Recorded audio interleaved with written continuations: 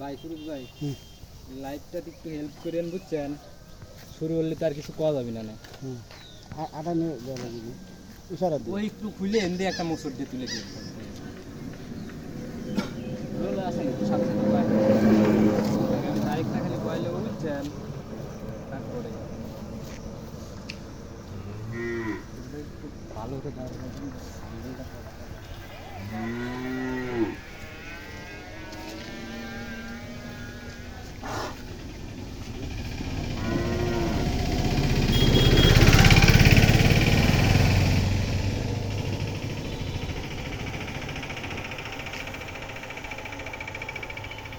ভাই।